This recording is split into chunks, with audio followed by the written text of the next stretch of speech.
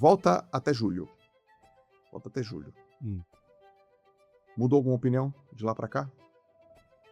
Cara, dificilmente eu mudo opinião porque eu procuro não dar opinião. Eu só falo aquilo que está escrito e aí não tem como mudar. Como eu sou teólogo de formação, eu aprendi uma coisa. Se você falar o que está dando certo há milênios, você nunca vai ser contestado. E se alguém quiser te contestar, vai ter que contestar a fonte, não você. Dificilmente eu dou uma opinião. Tipo assim, o que você acha da política no país? Não sou cientista político, não tenho opinião sobre isso. Toda pessoa que quer ter opinião sobre tudo, tem alguma coisa errada com ela. E pessoas que geralmente querem ter opinião sobre tudo, não entendem nada, por isso tem opinião sobre tudo, porque quem é inteligente e tem sabedoria tem poucas opiniões na vida, ou nenhuma. Geralmente essas pessoas que querem opinar sobre tudo são extremamente inflexíveis, ou seja, só a opinião dela que vale. Quando você dá a sua, ela se fere a ponto de rebater e às vezes violentamente.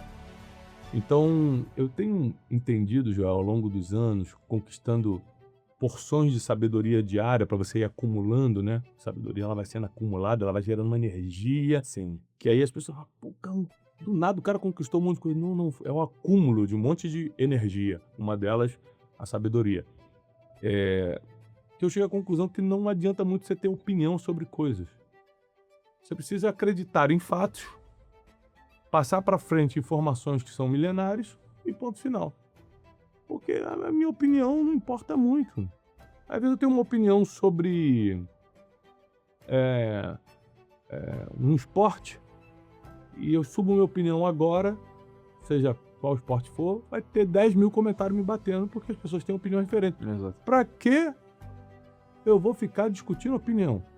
Se opinião não é fato. Não tem fonte científica, não tem, é só o que eu acho. Eu vou ficar discutindo o que eu acho. Vou ficar discutindo o que você acha. Que é outra ignorância que as pessoas têm. Entrar no perfil dos outros, vai ficar discutindo a opinião dos outros. Eu não tenho perda de tempo. É perda de tempo. Mas é que a gente tá vivendo uma crise de inteligência muito grande. As pessoas, elas partiram para um nível de... Eu não gosto de usar a palavra emburrecimento, porque às vezes desmerece alguém, mas as pessoas estão partindo para o nível de não desenvolver mais a inteligência. Vem através da leitura, da convivência com pessoas mais inteligentes, que afiam sua inteligência, de ver documentários, ler biografias, leituras difíceis, que para você custa muito, aí que você tem que ler mesmo para poder puxar, esticar a inteligência. As pessoas estão abrindo mão disso, boa parte por causa das redes sociais. As redes sociais trouxeram uma dependência de dopamina, que a pessoa prefere ficar o dia todo aqui, só jogando tempo fora aqui, vendo coisas passivamente, deixando o algoritmo te entregar tudo, e você não precisava de nada daquilo. Aí você só fica mais triste, mais depressivo, se comparando com todo mundo, um monte de informação que traz obesidade mental e não te serve para nada, e conhecimento que é bom, inteligência e sabedoria, você não está conseguindo conquistar ou desenvolver. Então a gente está numa geração perigosa, apesar do ser humano sempre, o ser humano é igual desde sempre. O ser humano está muito mal na nossa geração. Não, o ser humano sempre foi mal. Sempre foi assim. Você pega Gênesis capítulo 1... Mal de maldade. Mal de maldade. Sempre foi. Gênesis, criação do mundo.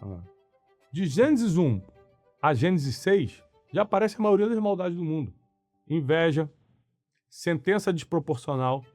O que é sentença desproporcional? Você derramou esse copo, o João tem que morrer, eu nunca gostei dele, olha lá, derramando o copo. O cara quer que você morra da mesma forma que ele quer que um bandido que cometeu um crime morra. Ou seja, um crime ou um copo derramado, a sentença é a mesma. Esse cara tem que morrer, pô. Odeio esse cara. Essa sentença desproporcional. Isso está na Bíblia desde Gênesis, lá, Caim e Abel, filhos de Adão e Eva. Ou seja, segunda geração de humanos, Caim mata Abel, porque Abel dá uma oferta a Deus melhor do que ele. Abel não fez maldade contra ele, Abel não falou mal dele, Abel não implicou com ele, não fez nada. Sentença desproporcional. Foi lá e matou o garoto. Então, inveja aparece desde sempre. Ciúme, competição, cobiça. Tá tudo ali em Gênesis. Pra você ter uma ideia, o ser humano sempre foi mal.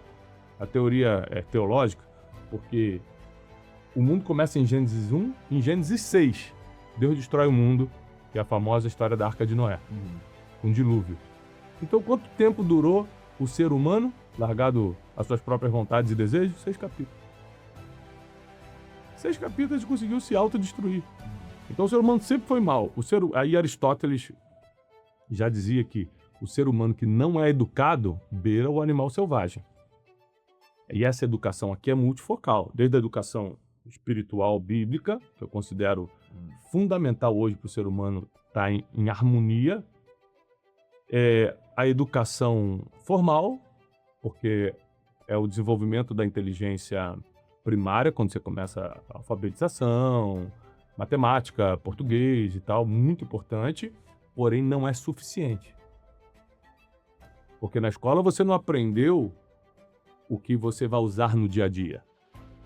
Você não usa tabela periódica todo dia. Você não fez uma conta de raiz quadrada hoje antes de sair de casa. Mas você aprendeu isso na escola. Agora, lidar com pessoas é todo dia, lidar com a própria emoção é todo dia, lidar com dinheiro, seja muito, seja pouco, é todo dia. E por isso que a gente tem a educação continuada, porque se você ficar só na educação formal, você desenvolveu a inteligência primária, mas não a inteligência multifocal, que você precisa de inteligência financeira para lidar com dinheiro, inteligência emocional para lidar consigo mesmo, inteligência relacional, né, para lidar com outras pessoas, e é muito difícil lidar com gente difícil. Lidar com gente fácil, gente amorosa, é mais fácil. Com gente difícil. Você precisa de múltiplas inteligências.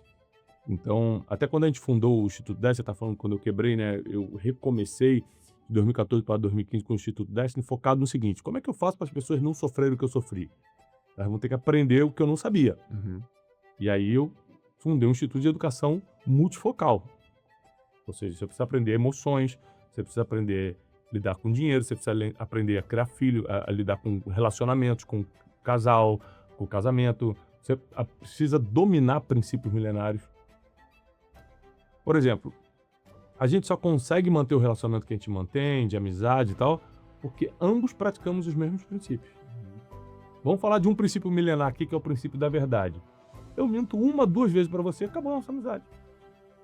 Então a gente só é amigo porque a gente partilha dos mesmos princípios milenários. Entendeu? E